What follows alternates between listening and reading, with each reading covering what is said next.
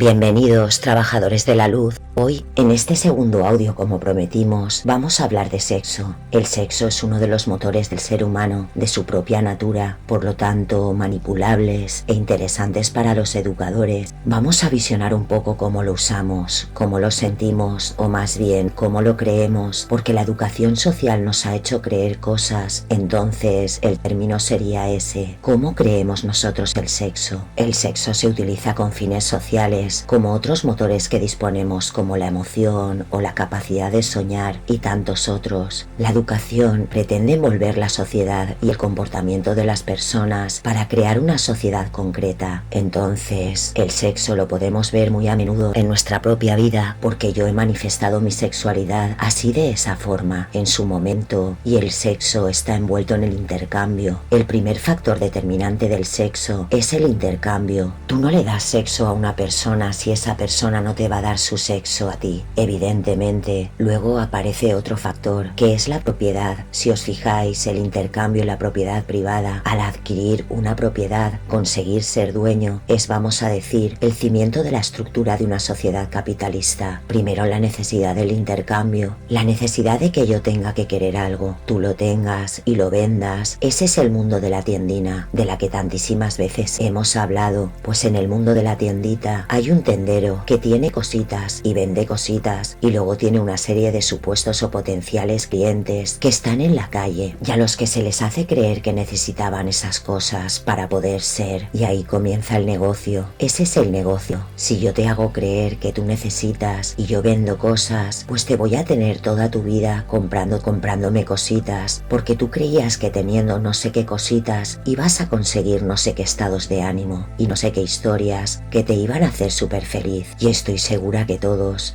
los que me estáis escuchando habéis comprobado de forma empírica que eso no es real, porque me apuesto lo que sea a que siempre todas las personas que me estáis escuchando ahora mismo, todas las personas que formen parte de una sociedad capitalista, han necesitado cosas y han creído que por comprar algo iban a encontrar no sé qué estados de ánimo y no sé qué alegrías, y una vez has conseguido comprar ese algo, pues aparece la realidad, pues que se aleja bastante de lo que pensábamos. Es como ver el escaparate, me da igual que sea en el móvil o en el ordenador, y veo un teléfono que ha salido nuevo y luego veo cómo me lo venden, hasta el punto de que lo deseo, qué guapo que es este móvil, y me lo compro, y cuando lo tengo un mes, pues es una mierda, igual que el móvil que tenía antes de comprarme este, igual que el anterior que tuve, que me lo compré por la misma razón, y así todo el rato. Y me pasa lo mismo con las playeras, con la chamarra, con todo lo que compro. Pues si cuando me lo compro me parece muy bonito, pero cuando lo tengo un mes en la mano, pues ni habla conmigo, ni me dice nada, ni me sirve para nada. Es un objeto inerte, muerto, como cualquier otra cosa material. El teléfono tiene ciertas cualidades que otros no tienen. Por ejemplo, puedes hablar con alguien, que es lo que menos hacemos con los móviles,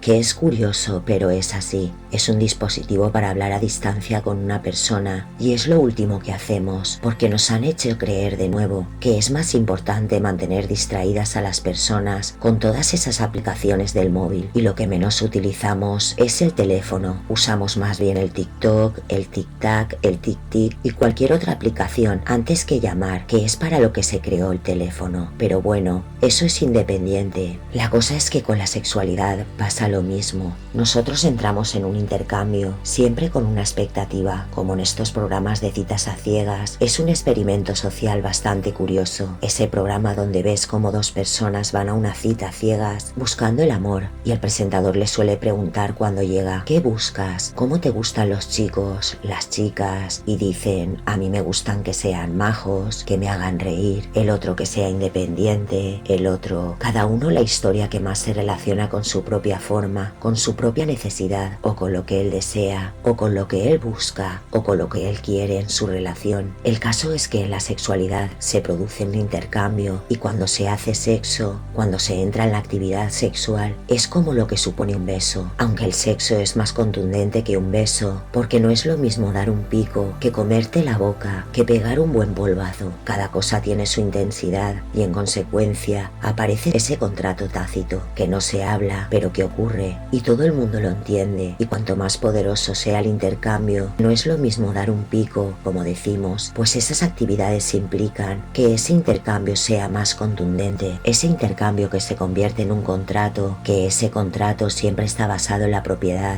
Esa es la razón de que cuando yo hago sexo con una persona inmediatamente, sin haberlo hablado con la persona y sin que la persona lo haya hablado conmigo, de forma automática se acepta la propiedad y tú ya no puedes hacer sexo con nadie más si has hecho sexo conmigo, que te quede claro. ¿Por qué? Porque si tú haces sexo con otra persona cuando ya has hecho sexo con una, estarías infringiendo una de las normas, que es la propiedad privada. Eso es lo que nos hacen creer sobre el sexo. Por eso en muchas religiones, no sé si en la mayoría, pero en muchas de ellas, el sexo está relacionado con el matrimonio. En muchas está prohibido el sexo antes del matrimonio. Todo esto, evidentemente, son normativas que están basadas en las historias de la religión, que en muchos países, sobre todo en los países occidentalizados, pues se lo pasa a la gente bastante por el forro. Pero en teoría es así. De hecho, en países occidentales o avanzados, por decirlo de alguna manera, que es un poco hasta idiota decirlo así, pero bueno, por entendernos, pues hoy en día hay personas, incluso jóvenes, que tienen menos de 40 años, que siguen creyendo en eso,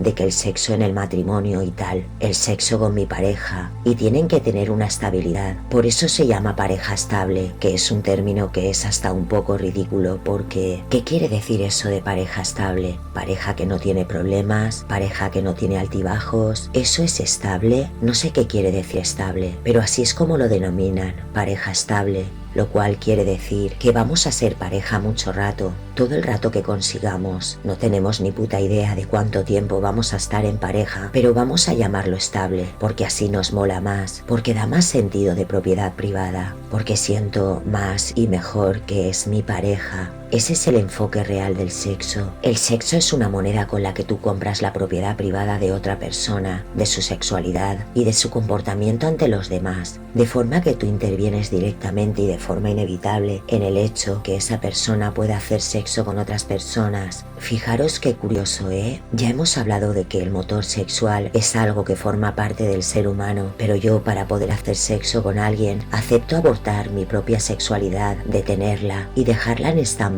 para que esa persona con la que yo he hecho sexo se sienta cómoda. Y como eso es jodidamente ridículo, pues para que no sea tan ridículo y no parezca tan absurdo, sobre todo los religiosos envuelven esa situación tan patética y tan fuera de natura en el amor. Eso es el amor. Ay, es que nos amamos, por eso no hacemos sexo con otras personas, porque nos amamos, y cuando yo amo mucho a este, pues ya su sexo me llena tantísimo como el móvil. ¿Veis? ¡Ay, qué móvil tan precioso! ¡Qué bonito es! Me pone un huevo y cuando lo tengo 7 meses, pues estoy hasta los cojones del móvil y ya veo como cualquier otro me parece más bonito. Pues lo mismo me pasa con mi novio o con mi novia, me parece maravillosa, incluso cuando ya la tengo y ya es propiedad mía. Al de un tiempo esa propiedad me aburre, sencilla y llanamente. ¿Y qué ocurre cuando me aburre? Pues que cualquier otra persona me apetece más. ¿Por qué? Pues porque no la conozco. ¿Y qué es lo que más llama la atención a un ser humano? Lo desconocido. Fijaros qué curioso. Lo desconocido es lo que despierta el interés de una persona. Lo que no tengo es lo que me empuja a querer tenerlo. Yo difícilmente puedo desear algo que es mío, porque si es mío, no lo deseo, ni lo quiero tener, porque ya lo tengo.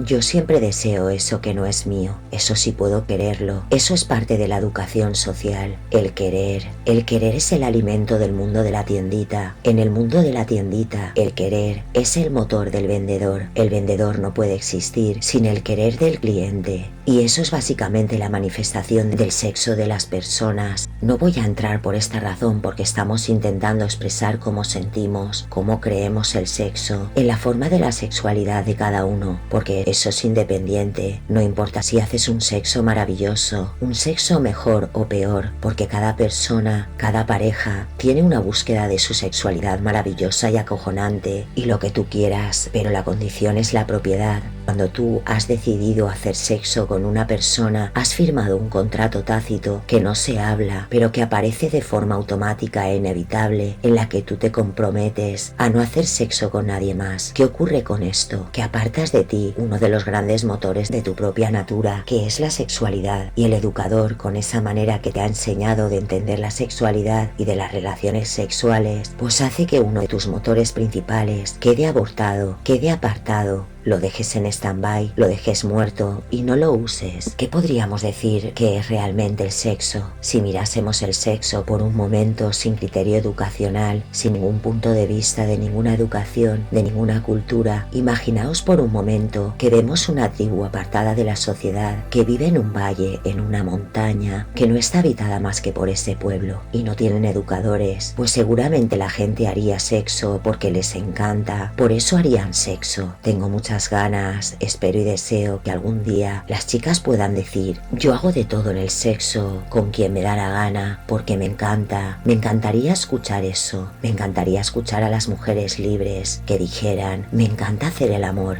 no me encanta hacer el amor con mi novio, me encanta hacer el amor porque soy un ser sexuado y por eso me encanta hacer el amor, porque el sexo es uno de mis motores, porque la emoción es otro de mis motores y el sexo me produce emociones y las sensaciones son otro de mis motores y el sexo me produce emociones y me produce sensaciones y entonces se conectan muchos de mis motores al mismo tiempo cuando practico el sexo y me siento jodidamente bien. ¿Y por qué no nos sentimos mucho mejor cuando hacemos sexo? Por la educación, porque nos da miedo, porque nos cansamos de nuestras parejas, porque nos gustaría probar otras cosas y no nos atrevemos, porque deseamos a otras personas y tenemos que fingir que no era así y sobre todo porque ese contrato de propiedad privada me hace sentirme esclavo y entonces miro a mi pareja y la siento como mi dueña y pienso y siento que es una persona que me está impidiendo ser el que soy, ser la que yo soy y eso es un problema y crea una serie de conflictos que se van alimentando dentro de la pareja que acaban destruyéndola por completo. El sexo da gusto. Esa es la realidad y no te hace sentir así porque sea tu novia o tu novio. Da gusto y rinín porque yo soy un ser sexuado. Esa es la realidad. Yo no siento mi sexualidad como algo maravilloso porque esté con una persona concreta. Yo siento el sexo como algo maravilloso porque está conectado a varios de mis motores que me permiten sentir emociones, sensaciones e historias a la vez y activan un montón de motores que están en mi mente, en mi corazón e incluso en mi alma y yo me siento súper satisfecha